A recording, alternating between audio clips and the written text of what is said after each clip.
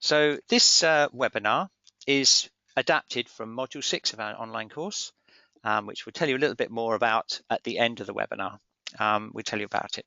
And I'd just like to ask you to go and get some paper and a pen or pencil for this webinar, because later on we're going to be doing an exercise. I want you to do some drawing or do some writing as part of it, because we're going to do a series of exercises that systematically explore the structure and the function of Subos. So just give you a moment to go and get some paper. Please, can I go and get some paper and You pen as can, well? Dinah. That's a point. Have I'll we be got some back. paper pen? Yes, we have. Yes. Oh, that's right. I've got to take my own advice here. I've got my paper and pen. Yes. Okay. Good. Good. Great.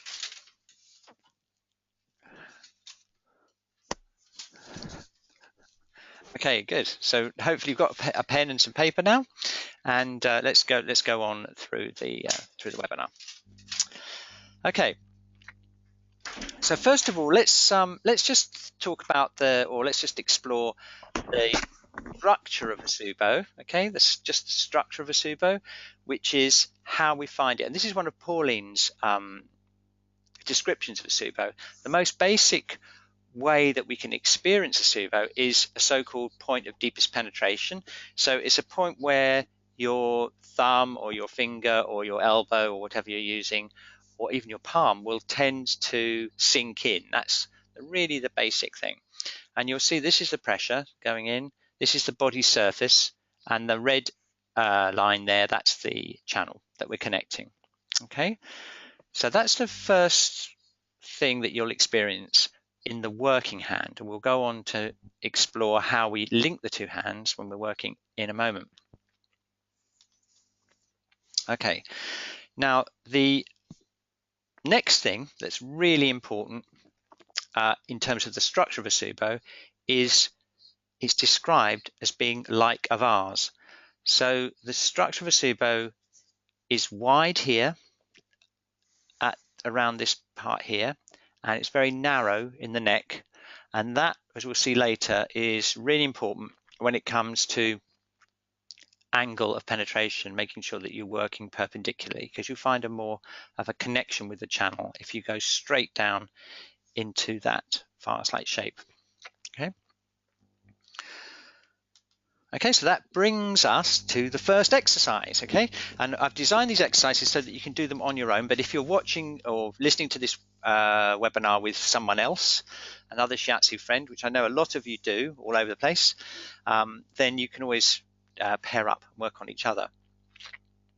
What we're going to do is we're going to see if we can find a Subo or find one or more Subos just by its structure. That's not anything to do with any energetic effect, just the structure.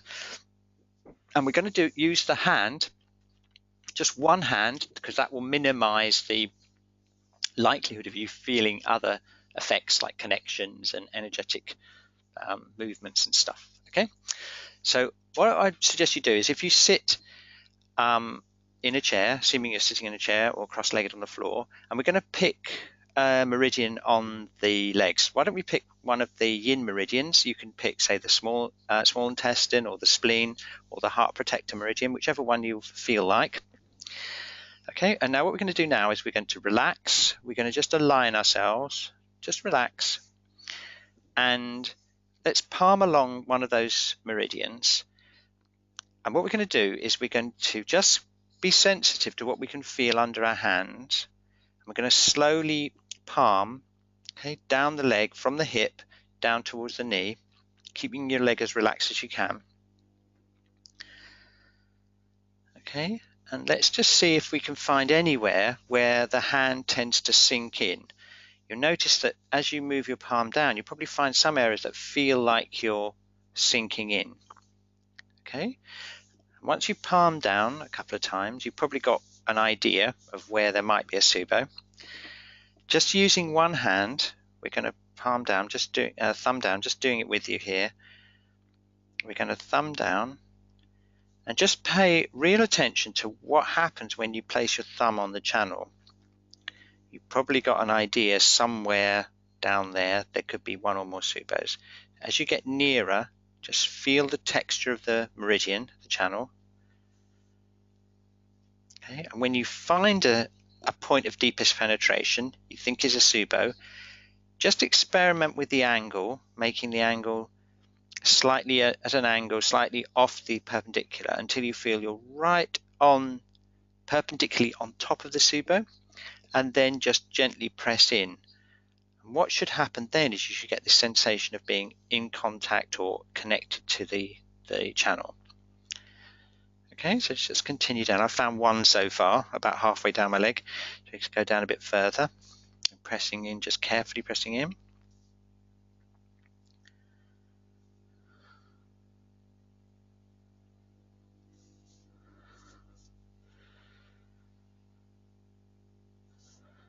Okay, until you get down to your knees. So you probably will have found at least one, maybe two or three well-structured Subos on an average upper leg. Okay, and if you've got if you've got any questions or any comments about your experience, whether you found a Subo, whether you didn't find one, or what it felt like when you found it using this method, then please just type it in the question field. You'll find it on your control panel. You'll be able to see that. And yeah, just throw us a question and we'll see if we can answer it. Okay, so that's probably the most basic way that you'll look for and find Subos, and that's experiencing them as a structure in the body. Okay, but there is another way of finding Subos with one hand using the structure, and this is it. Look, the interesting thing about Subos is that they also extend out into the etheric field. So what you'll often experience if you scan your hand across your body or down a channel is you'll feel a kind of interruption in the energetic field above the Subo, and that is called the vortex, the Subo as a vortex. And if you look at this diagram here, this is a view from above. You have what's called the eye of the Subo. That's what Pauline used to call it anyway, which is right in the middle. And it's almost like an eye of a hurricane. It's like a quiet spot right in the middle of the Subo structure. And it's, if you're sensitive when you go into the Subo with your thumb or your elbow or your hand, you can sometimes feel yourself being drawn into this energetic vortex. And as you enter the Subo right here, you get a feeling of stillness right in the middle there, and you know that you're right on the middle of the Subo. Okay, so I thought it'd be good fun if we actually did that. Let's see if we can actually do that on our own, and I'll talk you through it and see what you think. So let's do the same meridian but do it on the other leg. Okay, so we're going to use the other hand now. And if you're working in pairs, you can work on each other. So pick a meridian on the inside of the leg again, maybe the heart protector or the small intestine or the spleen. Okay, and this is how you can scan etherically. So what you do is first of all, you place your hand on the channel, and then again you relax your arms. Okay, you go into the alignment, relax your arms. Okay, and now if you just slowly move your hand away from your body surface about 2 to 5 centimeters, just to the point where you lose contact, a strong energetic contact with the body. Sometimes it feels like heat or a strong like magnetic attraction. You go to the edge of that dense layer over the top of your body, and that's the edge of the physical aura, and that's where you're going to feel the vortex in that layer. Okay, so let's try it. What I'd like you to do now is just slowly scan down the channel and just notice if that feeling is a smooth feeling or whether there's anywhere along it that feels like a movement or a vortex going in. Okay. Now if you go down as far as your knee and then back again, there's a pretty good chance that somewhere down there you're going to find something that feels a little bit different, like a space. Sometimes it feels like a space. Sometimes it feels like it's pushing you out. Sometimes it feels like an actual vortex drawing you in. Okay. Now, what I want you to do now is pay attention to where you feel the strongest feeling of that vortex or that interruption in the flow. Okay. And what we're going to do now is we're going to just check and see whether that vortex matches what we can palpate. So now we're going to go back, and this time we're going to go down onto the body. Keep a mental note of where that Subo vortex was. And now we're going to palm down. If you keep your hand really relaxed, what might happen is you can feel a point of deepest penetration or a soft Kyo spot underneath your palm. And if you relax your hand, sometimes what you can feel is like a swirling feeling right through the hand and out the back of your hand. And that's the experience you get of the Subo vortex in the hand.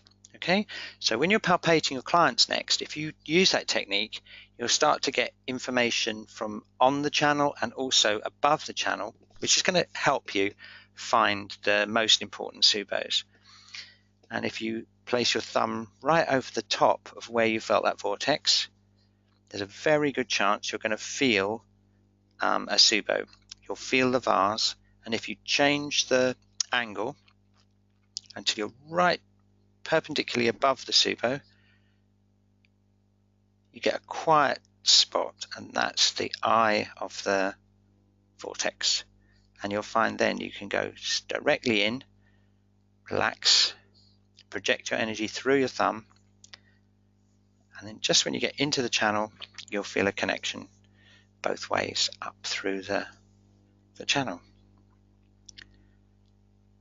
Okay, so that's two basic ways that we can use to find the location and the structure of a Subo. Okay, so if you've got any questions or comments about how you found those first two exercises, just drop us a question, and Shakur will feed them to me and Dinah. How did you get on, Dinah? I really enjoyed it. Yeah. And I meant to say, I just wanted to say that playing with the Subos, I mean, exploring them like that, yeah, gives an added dimension of interest in your practice. I mean, I've just been treating people this afternoon, and I'm thinking, oh yes, I could play around more with that. Sometimes, you kind of forget these little things that we kind of take for granted. Yeah, that's what I mean. It's very nice to take it out and just deconstruct it, and it's so dramatic actually when you set your mind to thinking, okay, can I feel? Oh yeah, and I love the kind of elegance of the fact that you have to be perpendicular to really drop into the neck of the vase, and it's really there like actually you're stepping into the whole key field of the person, so you're not really just pressing. I was doing small intestine on my leg, but actually once I'm in the heart of the Subo, in the eye of the Subo, then I feel a connection up through the whole of my body. Yes, exactly. And it's really inspiring. Yeah, I was just thinking exactly the same thing, because I've done a couple of tutorials this week, and it's exploring the angle is really, really interesting, because it's such a fine thing. You only have to be a couple of degrees off, and you completely lose that real connection. And I think it can be quite a vulnerable thing in a way to really access a Subo. And I think sometimes we intentionally almost detune it, because it is a very powerful thing, isn't it, to get right? Exactly, that was my experience. Yeah, and that was my experience just now. It's like, whoa, okay, and I'm aware of the front of my chest and the sense of my heart and the sense of my, wider, higher vibrational levels out into the field. It's like, whoa, okay, I'd forgotten that. It's very easy to get day-to-day-ish, isn't it, in our practice? So yeah, okay, we've got a question. Inspired. Suzanne's got a question. Yeah, so you said this Subo is like a vase, but when I'm touching it, it seems hard and it's hurting. is this a Subo? Okay, that's a good question. Okay, if you find like just a general area of obstruction that hurts and it's hard, that really isn't a Subo. But within a Jitsu area, you will find small points of deepest penetration that Subos can form on. So what I would recommend you do, that if you find a painful area that's basically all stiff, just carefully palpate it. And actually, I've got a Masnaga diagram coming up later in the webinar, which I want to show you on exactly this theme. Within that Jitsu area, if you find some points of deepest penetration, then Subos do form on that Jitsu area. Okay, so it could be a Subo, but just make sure that it is a point of deepest penetration. And in a minute, we'll have a look at the Masnaga diagram that he drew with the whole Jitsu Kyo thing, and hopefully that'll help. So hopefully that's helped. Susan, she just said thank you. Okay, cool. We'll do that in a minute. Right. Okay. So Diana was mentioning feeling a wider effect of the Subo, and that's exactly where we're going next, because the second theme of Subos is not so much their structure, it's what happens, what is their function. Okay, and we'll revisit this a little bit later on. The most basic experience we have of function of a Subo is when we use a mother hand and a working hand, and we feel an energetic connection between the two hands. And when we're working, most of the time when we're working with Shiatsu, as Dinah was mentioning earlier, we kind of almost take for granted that the working hand is going to find the Subos, because the way we monitor them is by the increasing connection between the mother hand and the working hand. And I've thought of an exercise that we can do to do this, and it goes like this. Look, if we do, we'll talk about this in a minute, but if we've got a symptom, then we can also feel a change in a symptom as well in the mother hand. Okay, so that's an application of it.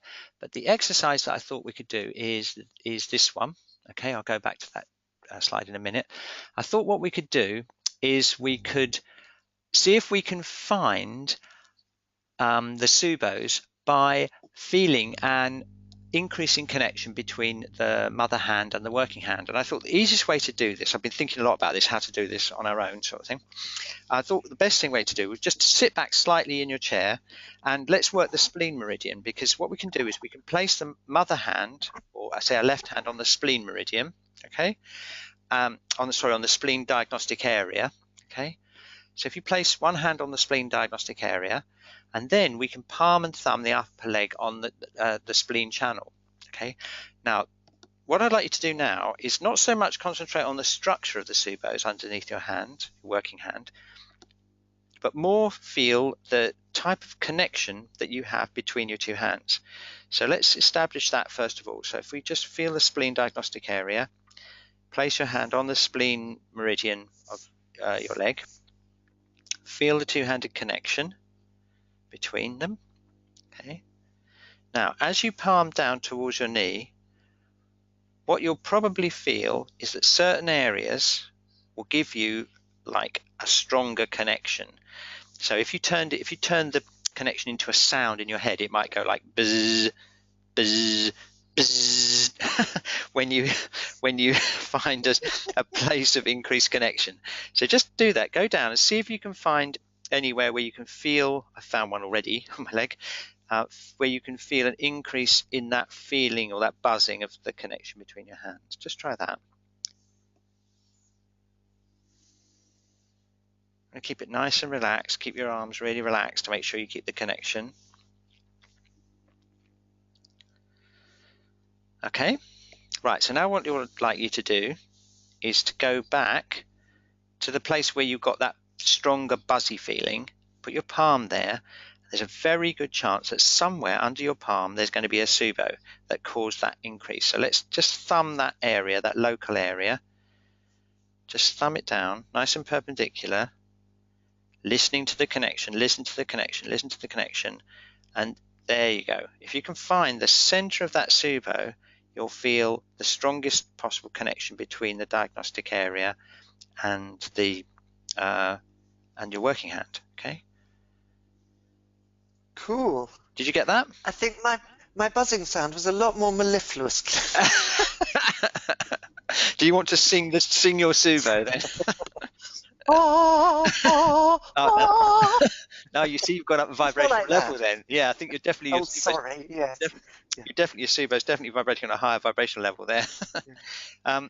But it was very clear and quite dramatic. So thank you. That was fun. Right, good. And see, that's a big lesson for us, because it's so easy to expend our energy, and not do very much in shiatsu. You know what I mean? And you can feel probably in your own leg that maybe one or two places where you just get that really strong access place to the session, to the channel. And if you imagine pacing out your session, if you focused even 50% more on those places rather than all the other places that not much is happening, you can see how your effectiveness and your general focus and power of your treatments are going to go up quite a big, notch there. And I think a lot of it of developing your work is doing exactly that, increasing your sensitivity and pacing a session out to maximize what you're doing. What do you think, Dinah? Yeah, absolutely. I've just noticed Carol has put in a question, which seems to be basically be, oh.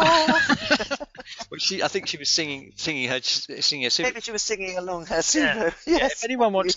If anyone's got a microphone and headphones and wants to sing their Subo sounds to us, to everyone across the whole of Europe and North and South America, please don't feel shy. Just put your hand up and we'll connect you up. Right. So I can't wait now, because I really want to go back to that Masanaga thing.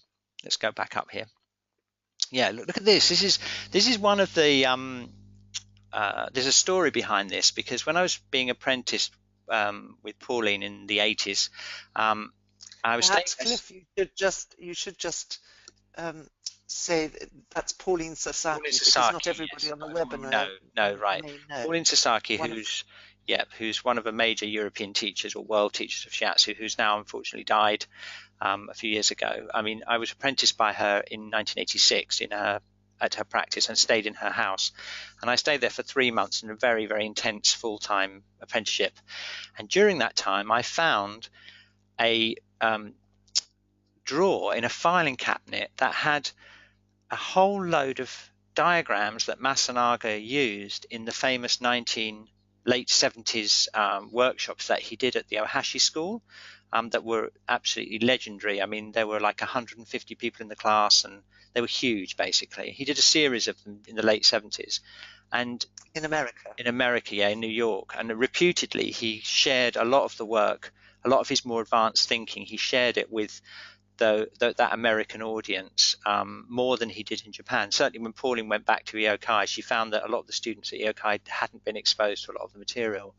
And we've got quite a lot of them. And this is one that I thought you might be interested in looking at in the context of Subos, because what Masanaga's done here is he's linked Kyo-Jitsu and Yin and Yang with the Subos, okay? And Dinah and we were looking at this earlier, weren't we? It's really quite fascinating, isn't it? It's just quite a fascinating diagram. I'd actually never seen it before. No, there we are. You see, we do like to create surprises here. Yeah. Yeah. No, it's good. You notice what he's done here is he's contrasted yin and yang. So you've got activity, things that are attractive that you notice to appear here, and he's given the analogy of a conjurer. So yeah, a conjurer. So you've got the active or the it's a card trick. It's a trick, isn't it? It's some sort of trick. Yeah, that's right. And there's a hat. No doubt he's going to pull a rabbit out of it or something. And then the bit that you don't notice, which is the secret of the trick, which is the cause, is the hand that doesn't move, that you don't notice because you're looking at it. So there's obviously an analogy there between Kyo-Jitsu and the messenger and need and all those things. And yang and yin. And yang and yin, exactly, yeah. Yeah. Okay, but we've got, this goes back to Suzanne's question about Jitsu and Subos that are formed on Kyo-Jitsu meridians, because what we've got here is we've got a Jitsu meridian here and a Kyo meridian. So what we've got is the mother. We'll go. I've got an exercise. The exercise we just did actually with the spleen and the spleen meridian and the spleen diagnostic area is similar to this, but in this case, what we've got is we've got an actual symptom here that's being monitored by the mother hand, or the observing hand, he calls it there. You see, and then the Subos are the places that you find out or reveal. You feel them, and they're the ones that give you a connection between the symptom and the treatment. Okay, so he's got, look, response, make sure there, and then it's got observer, judgment, and stability. So this, it gives us stability and a kind of tuning into the symptom, and then the Subos are used, the hidden Subos kind of thing are used to connect it. Okay, so it just looks really interesting. And then underneath here we've got the connection and the results emphasized. The focus is here on the mother hand, even though you, again with this, you'd think your attention would be the working hand. And this is very much explains the kind of switch that we did with those two exercises. So in the early exercise, we were feeling the structure of the Subo just with one hand. So this was the one that was making the judgment. Is it a Subo? Is it, what's happening? Because we were focusing on the structure. Once we start using two hands and this yin-yang method and the Kyo-Jitsu method, suddenly this hand becomes the stable listening hand. But it's also the one that's observing what's happening. And this one is the one that's doing the treatment. Okay, so we were talking about this as well, weren't we, Dinah? About this don't attack, blame, condemn, or torture. I think some Japanese shiatsu styles are really, really quite strong, So I think that's probably what we're talking about, is like, and it says, interestingly here, it says deep root or ingrained, don't attack one's unguarded fault. And I think what he's saying there is, it's really very brutal to go in and sedate a Kyo area, and that you don't want to do that because you're just basically going straight for someone's weakness, and you don't really want to do that. So what he's suggesting is that you actually have this stable listening hand here, which, look, protects, covers, defends, and harbors the Kyo area, and then the actual treatment occurs at a distance, and it allows that ki connection, movement of ki, to create an operation that then indirectly, in a way, works that unguarded fault or that vulnerable area. And that's, I think, one of the most significant and important things about shiatsu touch, is that we do that we create a connection, and that we treat the Kyo points, the Subos, and we avoid directly attacking, blaming or condemning or torturing the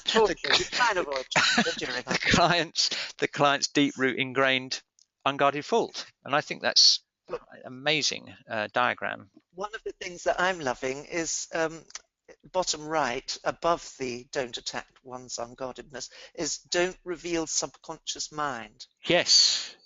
And I think that's a very significant phrase, because that's one of the things that's so brilliant about shiatsu, is that you can work with very deep emotional trauma and well, we all know the range that's available to us, but we can actually address things that, you've all treated people who've had therapy, they've dealt with lots of their issues, they think, whatever, but they've still got some unresolved problems, and they don't really want to go back to the counselor or back to the therapist, but they want something to change. And that's one of the gifts of shiatsu, is that we can work with that balancing, with that Kyo-Jitsu, with that yin-yang, but we don't necessarily have to reveal the subconscious mind. I think that's quite an interesting angle. I thought that was fascinating, absolutely fascinating. Yeah, absolutely brilliant. Yeah.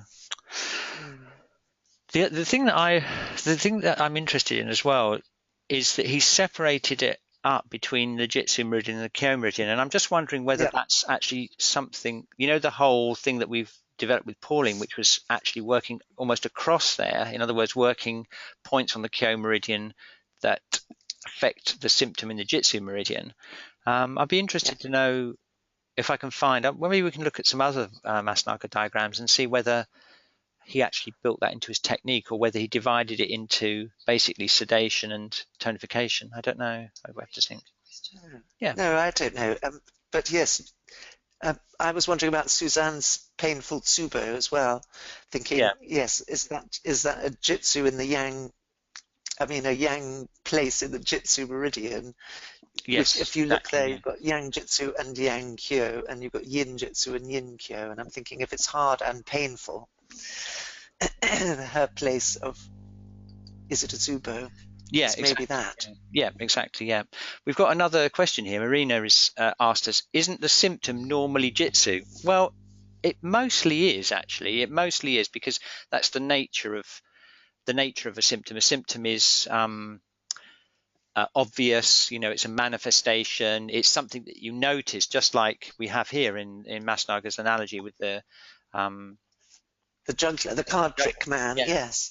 But on the other hand, sometimes it isn't, though. I mean, sometimes you will have a symptom that relates to the Kyo, but then you're kind of into one of these paradoxical areas of what is the definition. Because if you think that anything that's obvious is Jitsu by nature, then in a way, even if it's a Kyo quality in the area, like he's drawn here, you see, then you'll say, well, that's Jitsu because it's obvious. You know what I mean? That kind of thing. So it depends a little bit on how you define things. But if you stay with the idea of Jitsu feeling hard and feeling full and all that kind of thing, and Kyo feeling more empty and more vulnerable and so on, then obviously it is possible to have a symptom, like you might have a weak lower back or something like that, that feels Kyo to the touch, and that would be this. And say it was bladder Kyo and, I don't know, triple heater Jitsu, and you had the triple heater channel here, this is the Jitsu meridian, and you have the kidney or the bladder meridian Kyo here, then when you bring your hand down here, your hand is here, this mother hand would then be on the lower back, and you'd be working Tsubos along the and potentially releasing the fullness in the triple heater meridian. Exactly. Potentially. Yeah. That's right. Yeah, exactly. Which might represent the. But the actual symptom is a low back pain. Yes, which could be associated with the Kyo meridian and a Kyo area on the Kyo meridian. You know what I mean? So that's when you'd be working mainly to tonify. Okay. Yeah. Okay. Cool. Right. Let's I've got one more exercise. Time is always races past in these webinars, so it's already 10 past nearly. So we've only got 20 minutes left. So let's see what you think of this last exercise. Okay. So once we've got the feeling of two-handed connection, which we did with the spleen exercise, okay, we can go further in our understanding of the Subos, because what we can do is we can experience the resonant connections or the resonant actions of the Subos in the whole energetic field, and that's like another step up from feeling the two-handed connection. We can do that because we can use our alignment to become aware of the whole energetic field while we're working, and I've tried to describe the experience in this diagram here. So this is the whole energetic field, so we're taking a much wider view of the whole Subo thing. Okay, so we've got this is the entire energetic field. We've got, there's your vase there, okay, there's the vortex, and there's your working hand going into the Subo. Okay, but what we've done is we've expanded the scan or the peripheral vision so that it expands our monitoring perception away from just purely the mother hand and takes it out into the whole field. And so what that can do then is, we could go, to give you a practical example, you might go into a Subo somewhere on the body. If you're aware of the whole energetic field, you might feel a resonance with that Subo on something distant from your hands. So say, for example, you were treating, I don't know, someone who had headaches related to the liver energy or liver stagnation or something like that, and you were working liver 3 or gallbladder 34 on the legs and the feet, then by opening up your awareness to the whole field, you can monitor the effects of the Subo on the whole field. And so typically when we're working with Shiatsu. There'll be several manifestations in the field. The person might have headache, they might have a feeling of anxiety, they might have some pain somewhere. And so by keeping our awareness open to the whole field, what can happen is we can feel which one more than one of these manifestations resonate with that Subo. And by doing that, what we can do is we can kind of align ourselves with directly experiencing the energetic effects of a Subo or point. Okay. Now, I've scratched my head thinking, how could I possibly turn this into an exercise we could all do at home?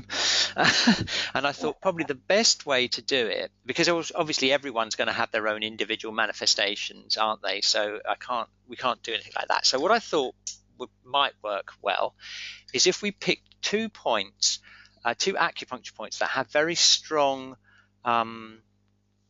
actions, and then we try them out on ourselves, and we tune into our whole energetic field, and we see if we can feel the energetic difference of the action of the 2 points, because that's about the closest I can think of in a solo exercise to the kind of experience that we can have when we work on someone else. So do you want to try that?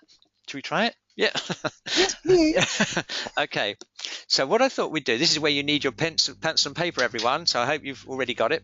Diana, have you got your pencil and paper? You have. I have. I certainly have. I'm looking forward. Excellent. Right. Okay.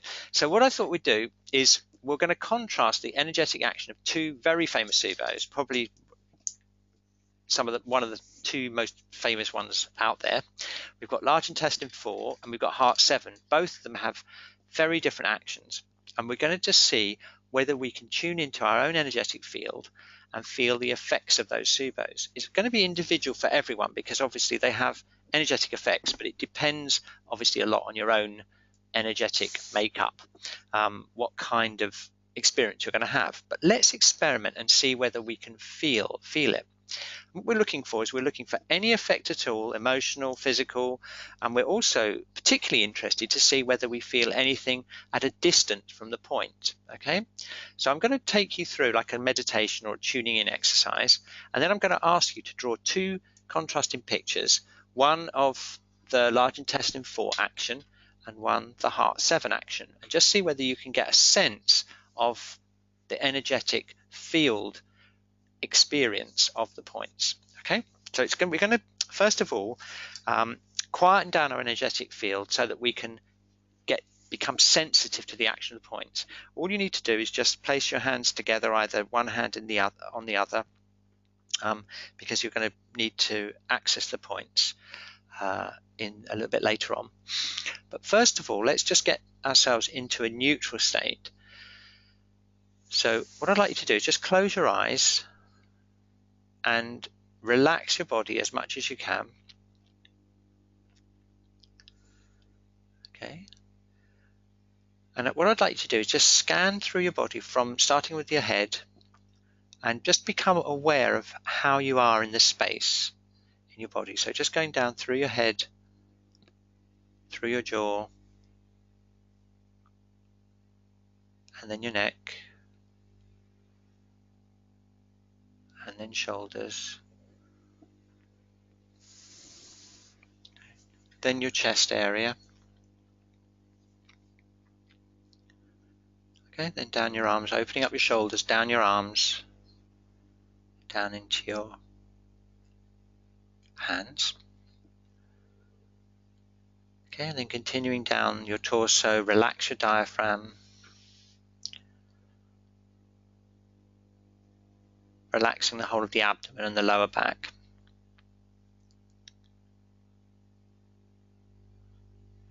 Okay, then relaxing down your legs, down into your knees, relaxing your hips, and then down into your ankles and feet. Okay, now you might already notice that you've got some areas of tension, or you may have some manifestations and you feel like a feeling of anxiety or calmness, it could be, or it could be any stiffness or anything like that. So it might be worth just taking note of that and just noticing how you are, because there's a chance that one or more of these points might resonate with different manifestations that you have in your energetic field. Okay, so shall we try it? Let's try it. I'm going to take you through the whole exercise, and then I'm going to get you to draw the 2 pictures. They're going to be the pictures of the resonances of the 2 points in your energetic field. Okay, so keeping your eyes closed, keeping relaxed, tuning into how you are, I'd like you to just place the thumb of your right hand on large intestine 4 on your left hand. Okay, if you don't know where it is, it's exactly halfway along that bone in between the thumb and the first finger, just underneath the bone, just behind the bone towards the thumb. Okay, and now just use very light pressure, but make sure you get the angle perpendicular. So we're going to relax the hands. Okay, right, and now just gently apply a little bit of pressure, apply some ki projection into the point. You'll probably feel first of all the channel activating in the arm. That's great, just stick with that for now. Just feel the channel activating up through the wrist and into the arm. Okay, you might also feel it going up into the face. That's just where the channel goes. And then if you really relax, you might feel a descending feeling down into the intestines. That's just purely the channel. Okay, just stay with that. Okay, and now spread that feeling that you have in the channel, spread it out through the whole body and into the field around you. Just imagine the space around you. Just stay with that.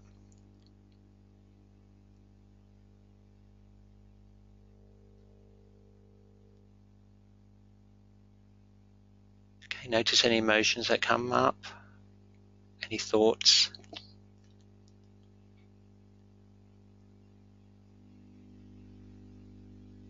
Okay, now just scan your whole body and see where the main resonances are and the quality of those resonances. Okay, very good. Now I just want you to remember that feeling. Okay, come out of the exercise, shake your arms, just shake your body. Just to get back to neutral again. I've got to stand up. So just shake it out. Okay, just remember that feeling. And then we'll go back into it again and we'll contrast the feeling with the heart 7. Okay. Okay, so this time it should be easier to get back into the neutral state again. So we're just going to close our eyes again. We're going to go back into the neutral state, calm down our energy, and just feel where we are. Okay, right.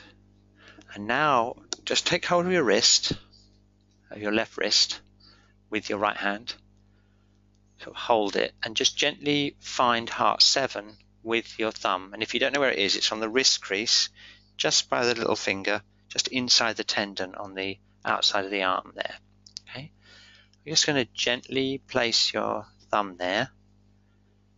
Change the angle until you get right perpendicularly on top of that point, and just gently hold it, and then project your energy in there from your thumb.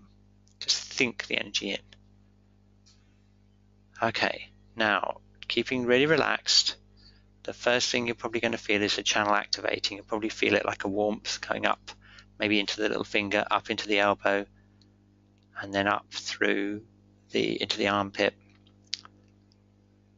And then you'll feel it going into the chest area. Okay, because it links directly with the heart. And you may feel it descending down to the small intestine because there's a link there. And then you may feel it going up into the eyes, into the throat, and you may feel it lower down the body as well. Okay, but just stay with that feeling.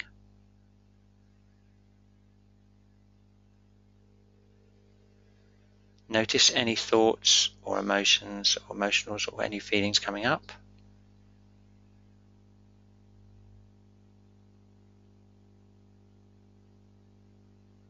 Notice any parts or any places in your body that you feel it resonating with.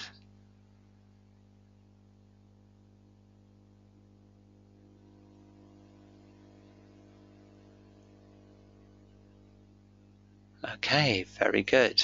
Now I'd like you to just finish that exercise, just shake out. You probably need to just shake out a little bit. And now what I'd like to do is just close your eyes and think back to those two experiences and ask yourself a simple question. Did your energy feel exactly the same when you worked large intestine 4 or heart 7? And if they weren't the same, what was the difference? What I'd like you to do is just spend a few minutes doing two drawings, one large intestine 4 and one heart 7 on a piece of paper. And just draw it really abstract, or you might want to write some things, anything that you noticed. Just so you've got a record, a simple record of the differences between what they were like.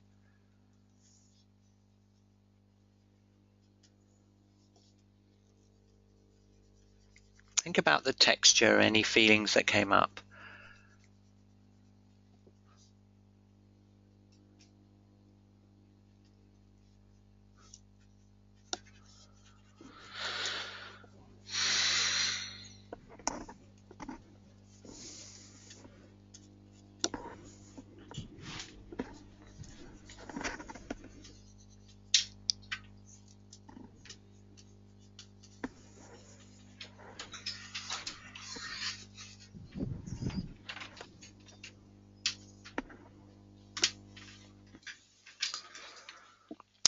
Okay, so please let us know if you've got two very different pictures, then that would be great to hear from you. Just let us know what kind of experience you had. Did you have a different type of experience with heart 7 and large intestine 4? Okay, so let's see. Let's just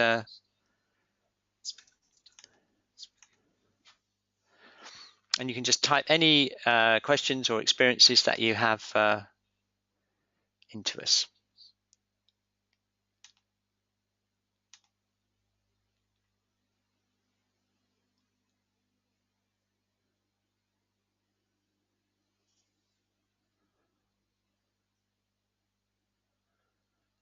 Andrew sent a question in from a previous exercise saying, what would you say about a powerful Subo that seems to be your nemesis, even with doing your exercise earlier?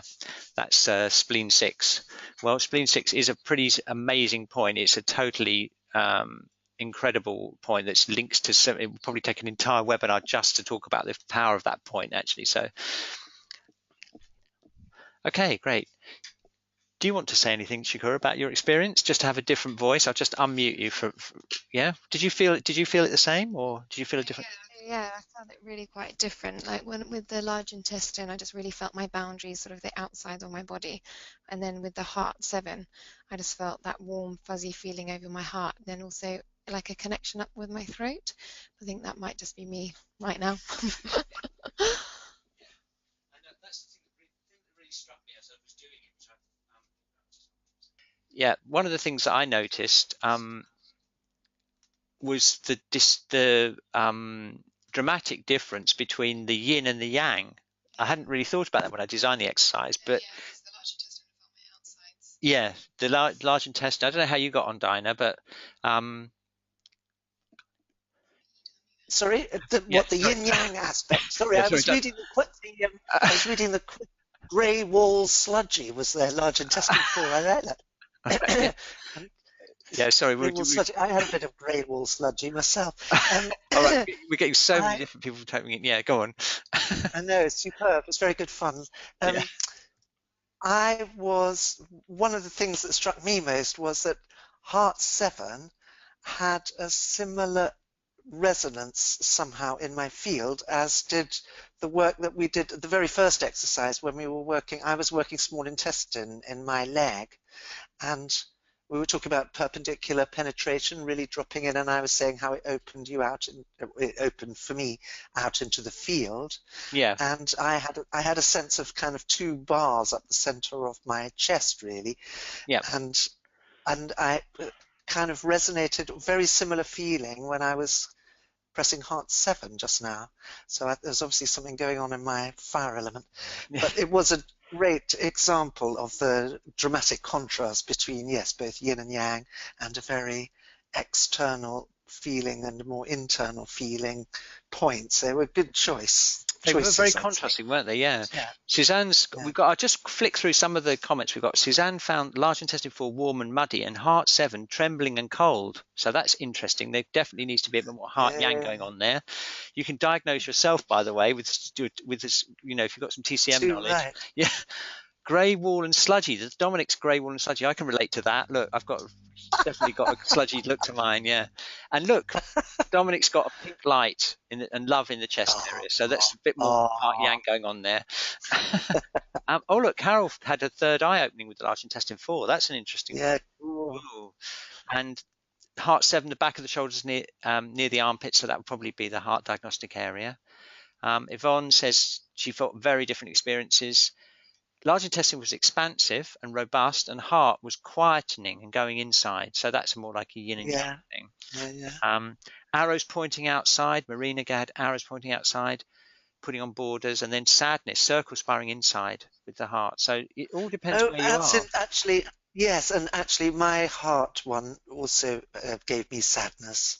Did it? Yeah. But that really wasn't expecting. Very interesting. Yeah. Large intestine, feet, heart 7, chest. That's Suzanne. So yeah, Marina here. Large intestine feels like clearing, more distance, and heart is the smooth, creamy, and soft like a warm wave. Oh, that's something to aspire to. Andrea's got deep calmness with the large intestine, almost fell asleep, whereas the heart 7 was hesitant and shallower and would take longer to contact. It's so fascinating, isn't it? It's really like a diagnostic thing. But I hope that's really whetted your appetite, because you can do the same thing with your clients. If you just take a bit of time and you tune in to those Subos, you can get similar types of information from your clients. And you only need 1 or 2, in my experience, in a session where you can access that type of information, and it can just turn the whole session completely around, you know? I totally agree. Okay, well, time has flown as always. It's already 2 minutes to go. So I just want to review what we've done. We've located a Subo by its structure on the body, point of deepest penetration. We've located a Subo in the etheric field. We've experienced a Subo function with two-handed technique, and we've experienced a Subo by its resonance in the field. So we have actually done everything we had set out to do with just 1.5 minutes to spare. So now it's time for me to just tell you a little bit about the course from which all these resources have been taken. We're rather excited because last autumn, we launched the first of our new video courses. I know many of you have already signed up just for the benefit of you who haven't so far. We've got really lovely high quality videos. We've got presentations, audios. We've got 8 weeks of course. You can access it on your phone and your tablet. And we give you lifetime access to the course as well. So it's not like the old courses that were all over in 5 weeks. You can go back to, a lot of people are stretching out over months. They're spending maybe 4 or 5 months going through the course. Lots of you have formed study groups. I've just in Australia, in Sydney, and I met a group of 3 students that have been doing it as a group, which was, you know, really lovely to hear. And in the module, we have all these things. We have an overview presentation. We have a videos tutorial. They're all based on video tutorials.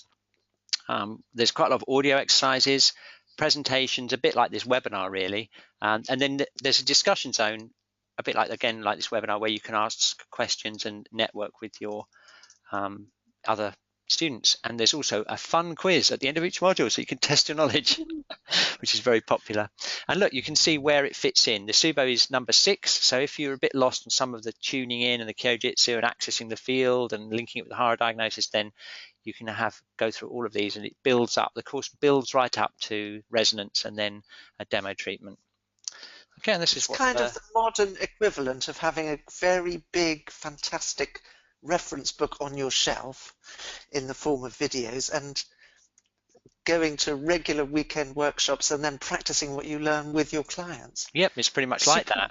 Yeah, it's pretty much like that. Yeah, and we give you like lifetime access as well, as I mentioned. So that's it, and you can find it. We'll send you a link. We're going to give you a discount if you haven't already signed up for the course, or you want to try out the free trial, because there's a free trial you can try it out before you enroll. And we've also got an offer for you, because we want to thank you for coming to the webinar, and we'll send you a link with a discount offer tomorrow if you want to do it. And look, this is how many we've got so far. We've had 181 enrollments so far. Hooray! That includes the free trial and those who are actually on the course. and there's slightly more users because we've got all the staff and everything on it. So you'll be joining a really big and active group of people all over the world studying this material, and we'd love to have you on the course. Okay, and we'll send you, as it says here, we'll send you a discount code tomorrow evening, and we'll send you links also to the recording later on in the week once we get it up on YouTube. Okay, so that's it. We're just 1 minute over. Sorry about that if you have to go to eat dinner. Sorry. And I want to say a really big thank you for being with us. We've had a lovely a group of people and some very active questions and everything. And yeah, thank you very, very much for sharing this webinar, and we hope to see you on another webinar soon, or see you on the free trial, or indeed on the new online course. Okay, thank you. Bye. Bye. Bye, everybody. Bye-bye. Have a lovely evening or day. Yeah, depending on where you are.